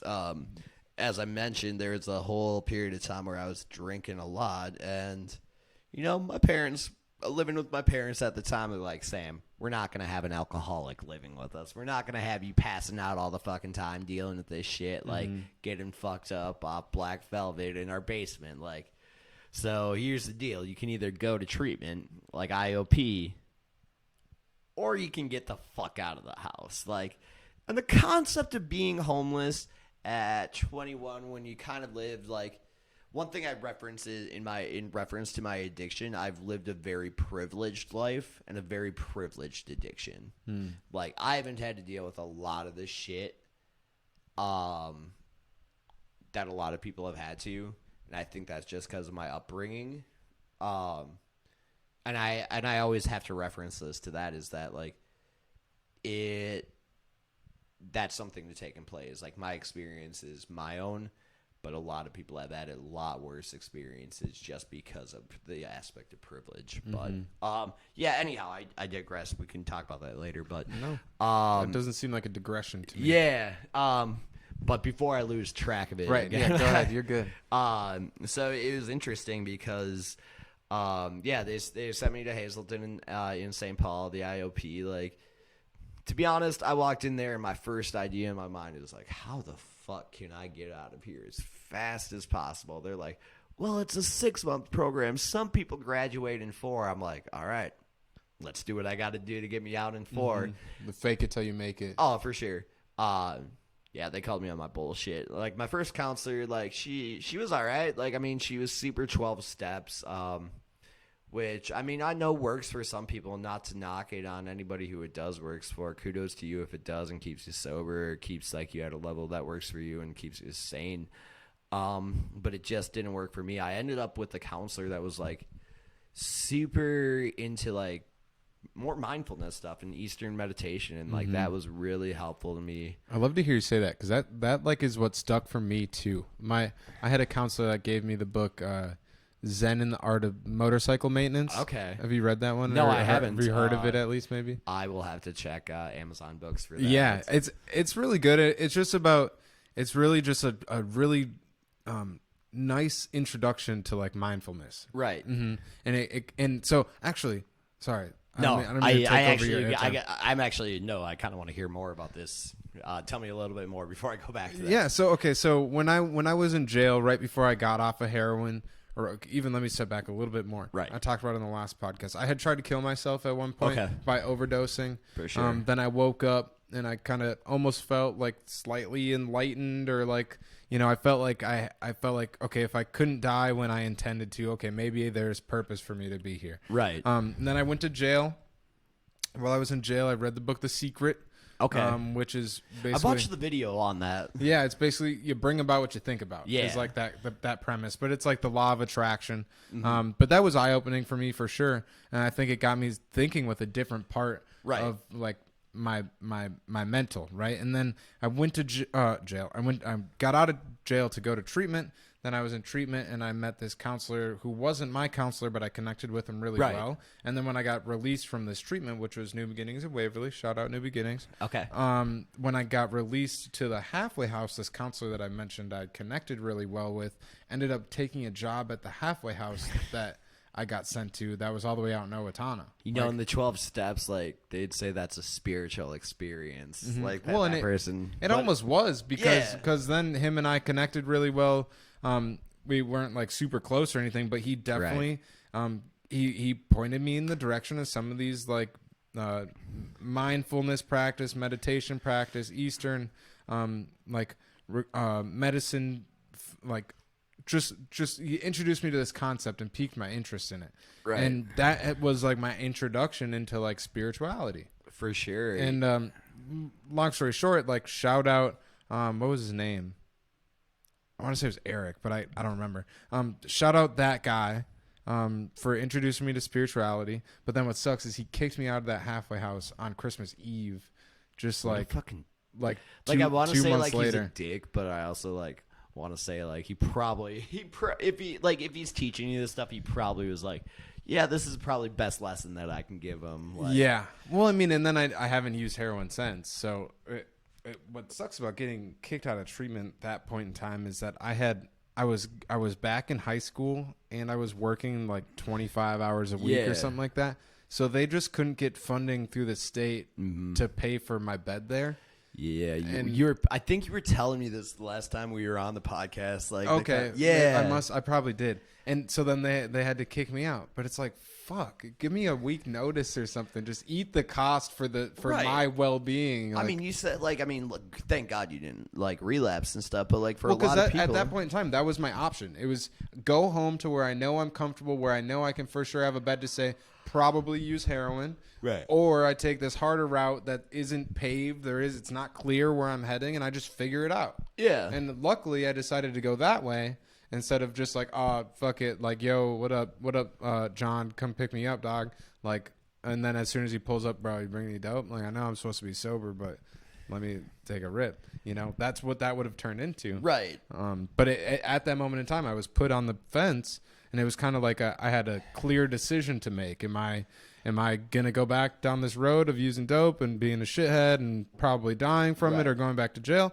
Or am I going to get my shit together? Well, and it sounds like, honestly, what that was, I mean, even with all the bullshit that you went to, it kind of sounds like that was your own personal bottom. It's like, I mean, it's like you had someone you trusted so much and, like, that was really mindful to do that for you. It's like, man, I fucked this situation up. It's like, that might have been your bottom. And, like, I think in order for anyone to recover, like to really want to start on that journey of really embracing recovery, they have to reach it on their own. Mm-hmm. That has to be something that's like unique to them. And like,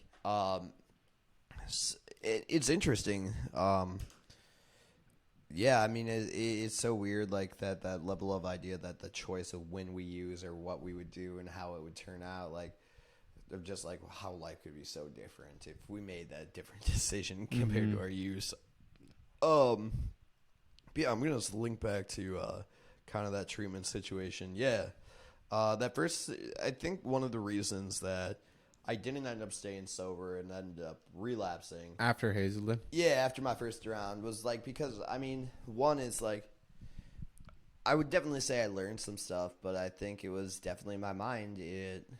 I thought that addiction was a temporary thing. It's like right now I can't control alcoholism, but maybe in the future I can. Like, but I also recognize that first time that going in there was a sense of defiance of going into treatment. Like, you know, it's like if someone's, and I link it back to like what we were talking about with that bottom. It's like, my parents were the ones who forced me into it. I didn't go into treatment on my own. It wasn't like, dude, my life is fucked up. I'm not happy with where I'm at. It was like, no, my parents are just telling me I can't be the neighborhood drunk in the basement anymore. Like, they're just telling me, like, they want me to get my shit together and not going to support me. So might as well just make them happy. But, I mean, I definitely didn't really recognize the problem then. I just thought it was a way to get people off my back, which unfortunately cost my parents money through insurance. But you live and you learn. And I mean, so I mean, I did a good 2 years of sobriety. Like, I wasn't drinking, I was smoking weed, like, But still, it wasn't completely by your choice, though. Yeah, it sounds like, right? I mean, in a way, it was 2 years like, of sobriety. That 2 years, honestly, I mean, there was a point where it was like, I was like, man, I'm actually doing a lot better in my life. Like, there's not a lot of chaos. Like, I don't miss alcohol. But it was a moment, like, again, I had another catastrophe at the time in my life, which really wasn't a catastrophe. It was a friendship that just didn't work out. And then, like, I mean, it's like, it was just a trauma response where I was like, I'm going to have a couple of beers. And in that time, like, I was able to have a couple of beers that led to that relapse. But for about 6 months, and this was almost about 2 years ago,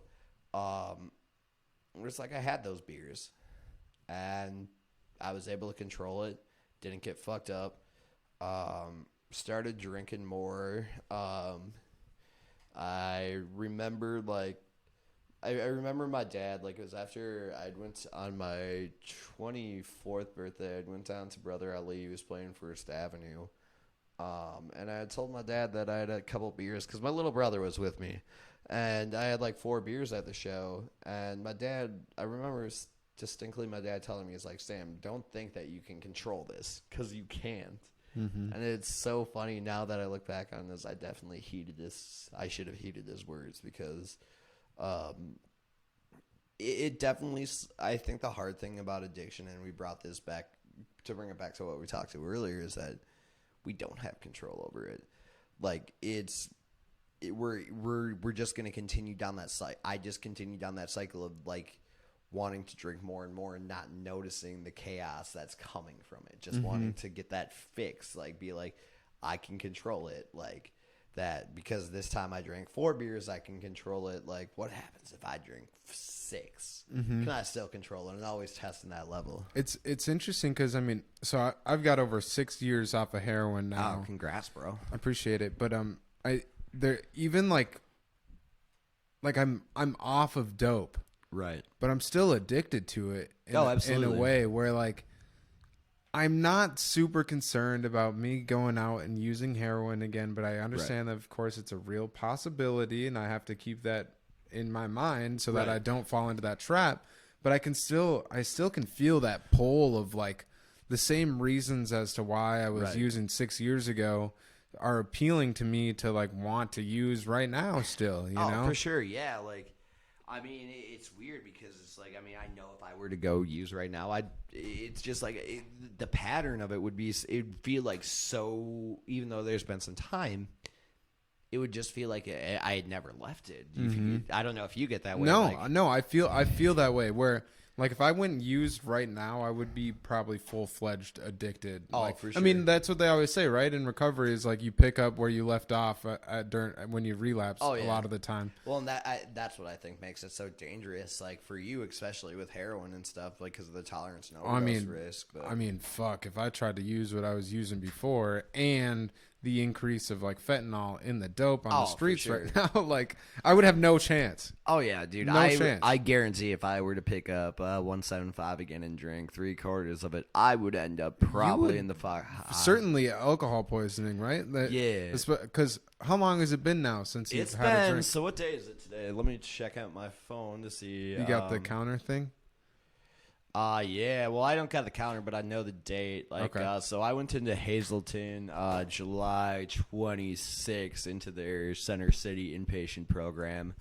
I went in that, so it's almost been about 3 months at this point, which is, I mean, pretty good. I mean, but the thing is, my body's thank you. 3 months, dude. Hell yeah. Hell yeah. But the thing is interesting because my body's still recovering. Like, I mean, it's still not out of my system. It takes like. I saw you post about post-acute withdrawals the other day. Yeah, so post-acute withdrawals, like, for some of those you don't know, it's a real thing that people experience. Like, I mean, so there's those initial withdrawal symptoms that you get, like the sickness that, like, I think anybody who's been through withdrawal knows what those are. And if not, I'm not going to jump too into what extreme withdrawals are. Google it, like what we talked about earlier in WikiHows. Yeah. Google it. But it's the after effects of cutting substance use, and it can continue up to about 1.5 years afterwards.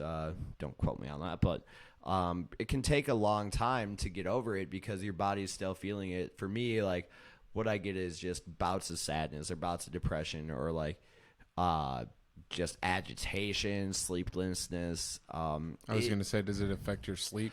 'Cause I feel like with alcohol, it being it's similar to heroin, where like both of them are downers in their own for way, sure. right? So you're affecting your nervous system by bringing it down. Now, Right. when your body doesn't have alcohol, it's got to get used to for trying to sure. sleep when you're all of a sudden you're up here. Like, Well, and I think that's one of the things a lot of people don't get about alcoholism is like if you're perpetually drunk, you're not. And we had this conversation earlier: is you're not getting any fucking sleep. Like if you're waking up and passing out, like you're not going into that REM sleep. So it's really fucking with your mental health.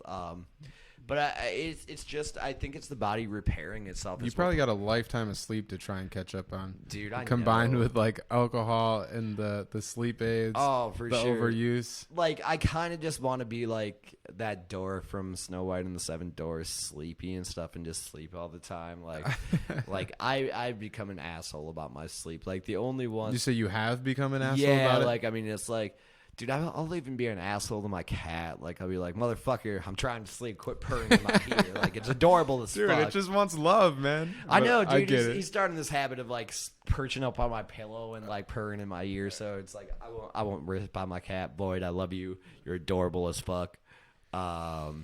But yeah. So I mean, just catching up on sleep is huge. So just as a refresher, we're talking about post-acute withdrawals. Yeah, post-acute withdrawals. I'm sorry. You're good. Post-acute withdrawals. Yeah, I mean it's just continuing of the body recovering, the body repairing itself, and it's just like even though it's not the physical like complete like holy shit I need a drink or I'm gonna go into DTs, delirium tremens. It's a lot of emotional stuff, and it's just kind of your brain rewiring itself and the synapses is firing and stuff. So it can take some things. It can be present up for about 1.5 years after last use. So You know what's really effective for pause? what? Psychedelics. I agree with that. I think like however that should be. I think psychedelics also definitely do need to be. If you're gonna do them with pause, like I think being very careful with that because like I mean if you were to I'm have not that- saying jump in like fresh off the street or off. let's just do a 10 strip or something. Yeah, like, no, you might Right. go insane with that type of trauma to your brain, Right. But in the right setting with the right intention. Oh, absolutely. I'm a huge advocate for the use of psychedelics. I believe that there's a lot of science behind it. I think that, that it can definitely be beneficial. Like, I mean, I definitely thought about it and hope to, in the future, use some more. One thing we talk about, like with post-acute withdrawals, Yeah. like what's going on in your brain is your brain trying to, like you said, rewire itself to Right. get back to kind of what's quote unquote normal, right? And one thing that I think psychedelics, some in certain forms, give you the advantage of is they are assisting you essentially in that same Right. process, like, right? So like one thing I've heard described that I think is a really good description is like, think of like a ski slope. It's got you got a fresh snowfall, and then it doesn't snow for a month, and people have been skiing it like crazy for that whole you're month. getting It's been the tracks, you're busiest getting month. You ruts. you got tracks all over. It hasn't been groomed at all. It's got just, and these tracks are just like habits. They're those pathways. And what psychedelics give you an opportunity to do is essentially like groom the slope, and then kind of give you a fresh Absolutely. start to then create your own pathways. Yeah, I think it almost gives you an opportunity at some point to find some new pathways and new areas of your brain that you haven't used. That's definitely what I've found out. And I've also referred to it too as like when you're on a computer, you got like 100 tabs open. Maybe you're doing a research paper and like something doesn't want to load. Like sometimes all you got to do is just like hit refresh. Yeah. Right. Just to give it like just restart. Let's Right. take it all the way back and then go back this way. Oh, okay. That's all we needed. It's just a Yeah. nice refresher. It was interesting, that we talk about this on Conversations About Acid, because I was just reading an article yesterday about, like, I mean, there's been an increased use of Americans using acid in this time. And I think it's very almost similar to, like, the chaos of the Vietnam War, but we can get back to that once we kind of get onto that subject of, like, recovery in this time. Yeah. We We do. So this building closes at 6. what time we got? It's 5:30 right now. All right, so we're going to try to wrap this up, and maybe this is something that we move into a two-part on. Maybe it's up to you. No, But, I think this- Okay, so for one, this conversation is like incredibly important. One, Yeah. because I think people like having been like had that experience ourselves, Right. and I think both of us are wanting to advocate for this Right. this community of people, of like addicts and those who are suffering from like mental health issues that are Yeah. typically perpetuating their addiction. And then to me that ties in also with like homelessness and that now this conversation around like harm reduction I think is Yeah. really important. So I think these are things that I want to expose people to, and I want to give context around and firsthand experience Absolutely. and perspective, because without that understanding there can be no empathy, there can be no compassion. Absolutely. Right? So we One- need to give people Yeah. a source to be able to understand some of these Absolutely. I mean, I would say, like, one, just on that thought, I mean, I think one thing that if I could give out any message to anybody that's struggling with mental health or struggling with chemical use is, like, don't be ashamed of what you experience. Don't be ashamed of your diagnosis. Don't be ashamed of something. You can obviously be ashamed of your actions, but this is mental health. You can't control this shit. I didn't ask to be an addict. I didn't ask to be an alcoholic. I didn't ask to have mental health issues. I didn't have to ask to have ADHD or experience whatever trauma I did. But here we are. And I think, I think we live in a society that wants to stigmatize our addiction and stigmatize our mental health. And to be honest, that's just absolutely bullshit. And when we stigmatize it, right, and we give it like a negative connotation to, I mean, actually in some ways recently, like depression has become kind of mainstream, Right. where it's like, it's a cliche, like almost like cliche to be like, I'm depressed, when you just mean you're fucking sad. Right. There's a difference. But I think, I lost my train of thought with that. I got where you're going. Where was I going? Help I me think out. you were going on just like that we like. Damn. I think I lost where you're going to. Yeah, I but, lost it. I mean, I think it's just this idea of destigmatizing these things that society wants to put us down for. I mean, even like, I think it's hard to be an addict in America. I think it's hard to be an addict in America world. It's hard to have mental health because we grew up like, I don't know about you, but like before, I remember growing up in a household where it's like, you ever hearing that phrase "man up." Hearing that phrase "man up," and it's like we didn't talk about our problems. We kind of just like we got all our bullshit out on the football field, or we got it all out at the boxing ring or something. Like,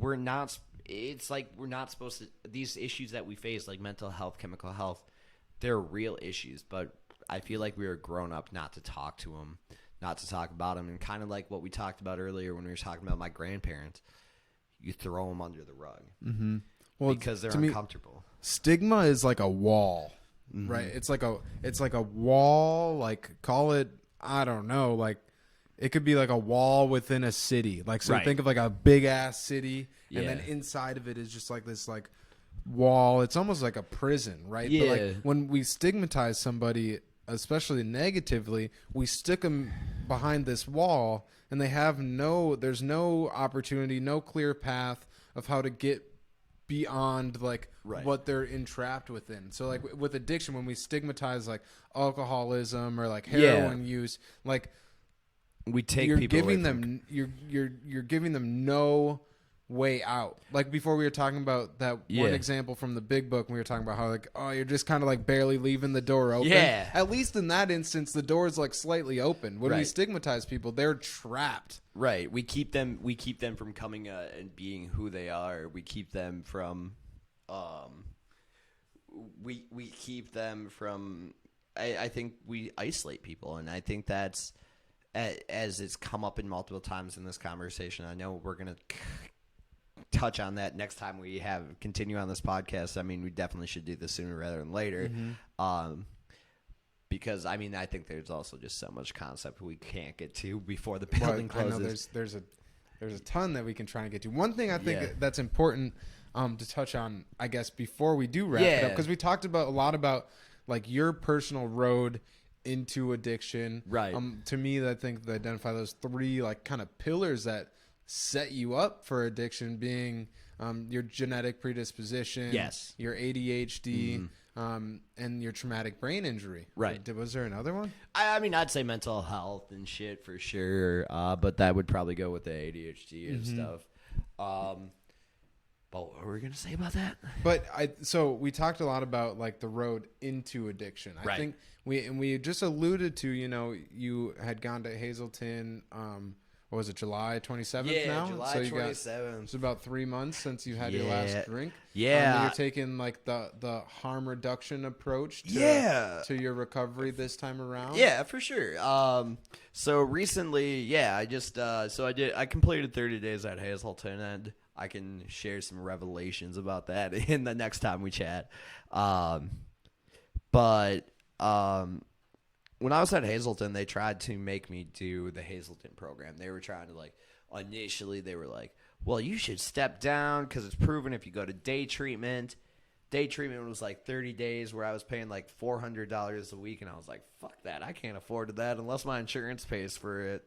I'm not doing that. I understand that I'll have a higher rate of recovery, but fuck that.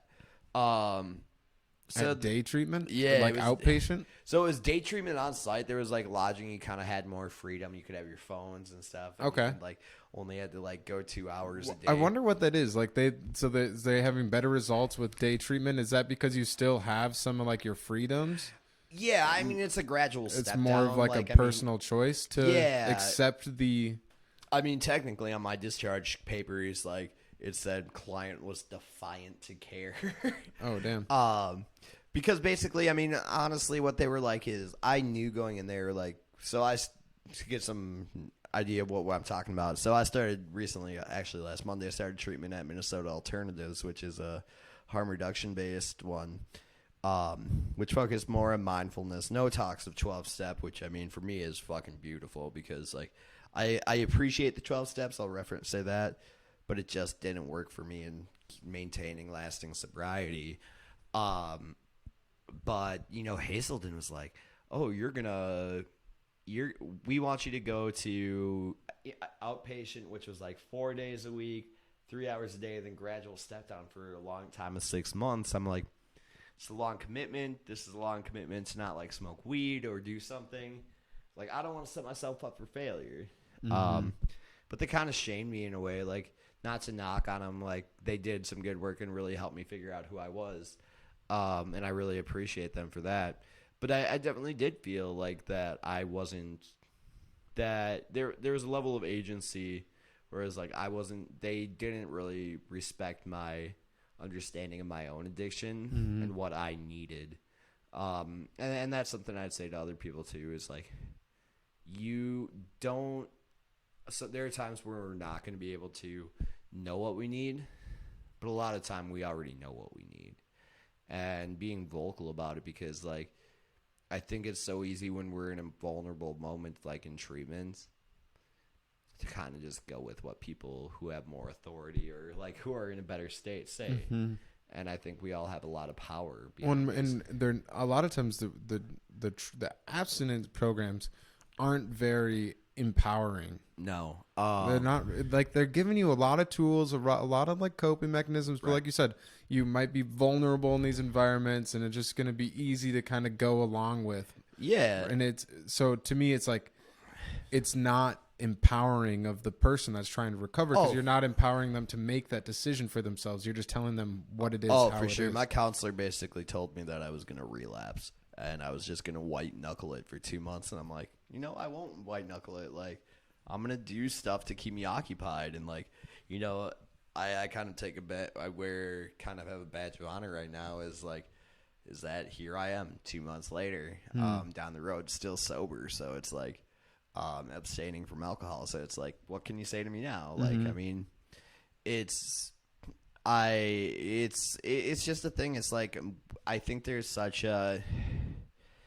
I think in many ways treatment and all that stuff, addiction is so institutionalized, where it's like really every person that's in recovery is on their own personal journey, and we get to decide where we want to go. It's not up to, unless you're on some like legal shit where you have to, nobody has the right to tell you what your chemical use should look like, whether or not what type of sobriety recovery works for you. I think it's fucking insane that we, like, right now we essentially have like a hierarchy to drug use, right? Right. Where like the only drugs that are acceptable are that you get from the liquor store or that your doctor prescribes you. Right. Right. And it's like, why does it make it like, I know a lot of people who claim to be sober, but they're taking like anti-anxiety, they're taking Xanax, and they have their medical cannabis card. Right. It's like, motherfucker, you're not sober. Yeah. Like, and there's nothing against the approach to your recovery that you're taking. Right. But you need to be open and real that, with like, not only yourself, but the people that are following you too. Because Right. the people that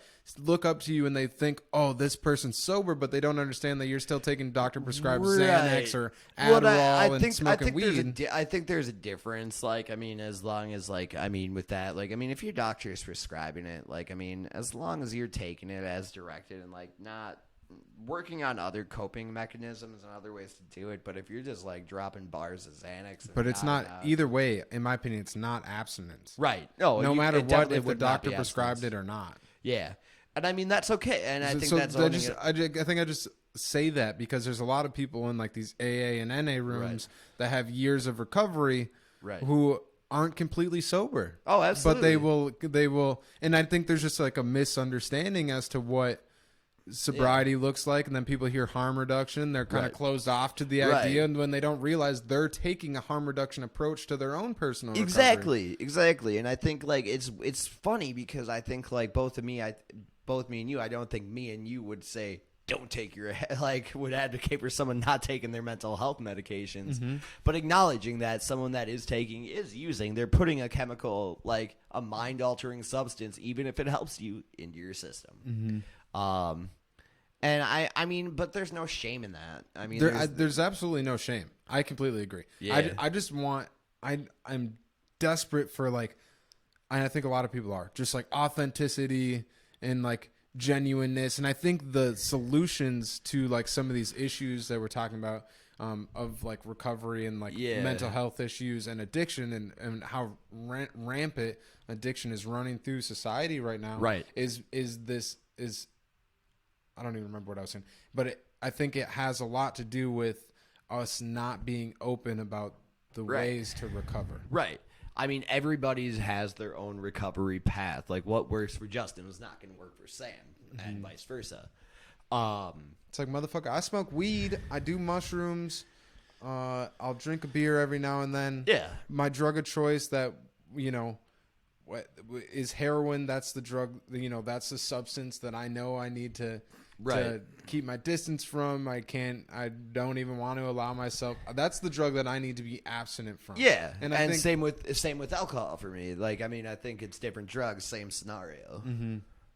And I think there's one thing I heard Duncan Trussell say is just that there's no such thing as a bad drug. There's only bad circumstances around drug use. And they're bad reactions. And bad reaction to drugs, right. Yeah. I mean, God, this world's fucked. I'm sorry. Just in the current state of it. We've come a long ways. I mean, I think a key is just finding that common humanity. It's like we're all suffering. We're all in pain. We're all hurting. Like, man, like, I mean, I woke up this morning and, like, turn on the news. Lots of people fucking dead from COVID, this and that. Like, I mean, I think the sooner that we can realize and come together on the fact that we're all suffering from the same things, we all want the same things at the end of the day, we'll be happy. What that guy said. Yeah. One more thing I thought of too while we were talking about harm reduction. Is it Bill from the Big Book? It could be Bill or Dr. Bob. Which one are we talking about? I think it was Bill. Did they call him Uncle Bill? I heard them call him Dr. Bill or Bill W or some shit. I had to watch a movie. I think it was Bill, but he was like a harm reductionist. Yeah. And wasn't he an advocate for like LSD use? I've heard of that. Like, I mean, I've heard of having that spiritual experience, finding yourself on LSD. Like, I've heard that rumor. Like, I've really wanted to do some more digging into that, like, because it, like, to be honest, I think it would change the paradigm and the idea of Alcoholics Anonymous if, like, a bunch of these people were like, huh, I don't have to sit here and drink coffee and bitch about my concerns in the world. Do you do good in AA or NA rooms? Not really. I don't really either. I used to, like, at times. I think it depends on the room. It depends on the room, depends on the person. Like, some are like... Some of the rooms I fall into, it seems like it's just like a misery meeting. Yeah, it's like, I mean, like, there's a part of bitching about your stuff, but there's also, like, I mean, if we should be happy in sobriety, are they, like, May I have your attention, please? May I have it? All right. Yeah, I'd like to. It would change the paradigm. The recovery rooms suck. Like, I feel, and this is like, for me, when I talk about my recovery, this is what works my recovery. Having these conversations about recovery and what's working, what's not, and what we're doing to fight for it. Because, to be honest, I can sit in a meeting and get nothing out of it and still be as fucking bitter about being sober when I walk in. The only thing, anytime that when I was going to NA meetings, the only thing I was getting out of it was like a stroke for my ego. Right. Unfortunately, where I was like, it would be my turn to share. I'd taken some time to think about what I was wanting to say. Right. I would say some shit real eloquently and people would be like, oh, or they'd be brought to tears or whatever. Right. And then I'd get a bunch of pats on the back, like, great job, you're really well spoken, blah, right. blah. And that was like really all I was getting out of NA. For sure. It didn't really feel like it was actually assisting me and like getting shit off my chest, or I didn't have a great community of people that I was actually hanging out with from NA and things like that. So nothing against NA. It works if it works for you. You know? If you do it, props off to you. It doesn't really work for me, but props off if it does for you. Like, no doubting on that. Yeah, man, I don't know really what else to say. Like, yeah, I mean, like we gotta pick up. With such short time, it's hard because there was quite a few things to still talk about. But we can get close to wrapping it up. Let's talk about another date too to get together. Yeah, we'll talk about the that. Conversation. Appreciate you, man. Like, this has been fantastic. This was like our own meeting. Yeah, this is like, and that's just the thing. We're talking about our struggles. Like, I learned a lot about you. I learned a lot, and we see the similarities. And I think that that's what addiction is. If you want to recover, this is what worked for me. Take my path. Take what I tell you with a grain of salt and apply it to your own life. And if it works, and I have that same thought for fucking religion too. Not everything in religion is going to be, 100% what it is. You got to soak it up, let the bullshit burn off it, and whatever sticks for you, let it stick. Yeah, I think that can be in all aspects of, like, politics, like friendships, like. Relationships, I don't know. Yeah, well, so, I mean, shit, it's still early this year, and I know, one of the things we wanted to talk about is how, we're not going to get into it right now, but how, like, the pandemic has really affected, like, mental health and addiction, the raise in suicides, overdose deaths. Oh, for sure. The amount of people that need treatment right now, but treatments aren't capable of fulfilling that need for treatment right now, and it's a pretty scary time. Are you yourself fairly confident I mean, either in like your own recovery, but even socially on a larger scale, like, can we pull through like some of that right now? Like, there's a lot of lost people right now. I mean, I'd like to say that we're gonna be in a good place, but like, I mean, I also want to be realistic, because we're going into some dark times. We are really going into dark times. Like, we've seen poverty on a scale that we've never seen. We've seen, like, since like the Great Depression, we've seen like more homelessness. We've seen more people utilizing emergency services and having these health conditions. And I think we're just gonna, to be honest, I think it's gonna get a lot worse before it gets better.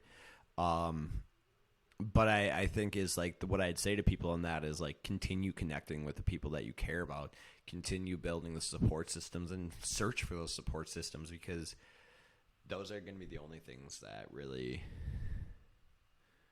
bring us together and that will heal us. Because it's not about abstaining from drugs, because it's not about being sober, abstaining from drugs, but it's finding that connection with others. Because at the end of the day, our substance use, whatever we want to call it, or mental health, is drastically improved by the presence of others in our lives. Mm-hmm. So that's a good time to bring up the Rat Park study. Which one? Study, the Rat Park study. Rat Park? Yeah. So sounds like a fantastic park. It was just. Did they just play Wu-Tang? No. Oh, it was rat. Like the rodent. So it's like a study of rats, and essentially, it was like it's to the point that you were just talking about, how like community and being social is like the antidote to addiction a lot of times. Yeah. And not a lot of times, pretty much every time. Absolutely. Which is crazy. We know how to cure it. Mm-hmm. Okay. So, but with Rat Park, it was a study. They put first they put a rat in a cage by himself, didn't have anything to do but just like lay around, and he had one thing of water that had cocaine in it, and one thing of water that was just water. I was actually talking about this last night. That's fucking weird. Yeah. So then the rat that was by himself drank that cocaine till he died. And then they took another scenario. They took a group of rats this time. They gave them activities to do. Yeah. Like a hamster wheel and things to play with and entertain themselves with. They had the cocaine water and the regular water. Every single rat, if I'm not mistaken, tried the cocaine water at least once. Right. But they didn't go back to it a second time because they had a social circle. They had things to preoccupy their time and their mind with, right? God, mine is fucking wild. Mine is wild. That's wild. And like, yeah, dude, there's so many things I could say about that, and I don't want to get off on tangents because I think we have like 9 minutes till we have to get out of this building. Let's fucking wrap it up. All right. Sam, thanks for coming on. You've been a great guest. It's a fun conversation. It's an important conversation. I look forward to continuing the conversation. Oh, absolutely. I can see this being a series of many more conversations. Definitely. I would love to continue. Absolutely. Me too. And I look forward because, I mean, this, to me personally, like, this is like, okay, so there's, I want to dial in right on like an issue that I want to advocate for and cause some positive change in long term for. And for me, like I'm dialing into. I mean, it starts in one place, but it's the whole fucking thing, right? We could start at cannabis legalization, and I'd end up talking about the same thing in the end. We could talk about addiction or homelessness, and I'm going to end up talking about the same thing in the end, right? So it's like all encompassing. But specifically, this topic of like addiction and mental health and whatnot is a really great place to start, and I think it needs more advocacy. Absolutely, more than what we're seeing right now. Not to say there isn't a ton of it, because there is. Oh, absolutely. There's so much. The amount of food justice programs and groups operating in Minneapolis right now, I think is crazy. The amount of syringe exchange that are just on the ground in the city, the amount of homeless service organizations, it's wild as fuck. Mm-hmm. God. It's really wild. But we got to continue stepping up. Yeah. And putting our best foot forward and having these conversations, because I think not more than anything, but this is going to be a crucial part in like progress. It's Yeah. exposing people to these types of conversations, exposing people to being able to understand, how Sam got addicted to alcohol, what it did to his life, and so on. And erasing the stigma behind it. And erasing the and stigma. seeing the human being behind that. So if you... Oh, sorry. Oh, you're good. Well, I was going to say, if you enjoyed this conversation, like and subscribe to my YouTube channel. Hit us up on the iTunes podcast, Spotify, pretty much wherever. Hit subscribe, hit like, share it with your friends. If you got feedback, I'm always open to feedback because that's the only way that I can improve personally. So give me your feedback. What can I do better besides the quality of this camera? Because I know it's literally just my phone. My phone is the webcam right now. I think it's working pretty well. Isn't it kind of cool? I like it. It's cool. I think it's a cool setup. All right. But like and subscribe. I'm Justin Gaiman. I'm Sam. This is Sam. Carry Narcan, carry on. Carry Narcan, carry on. I don't know if that was the correct ending to it, but hate perpetuates hate, and there is no community without unity. And with that, we out, y'all. We deucing out. Peace, peace, gang, gang. Gang, gang.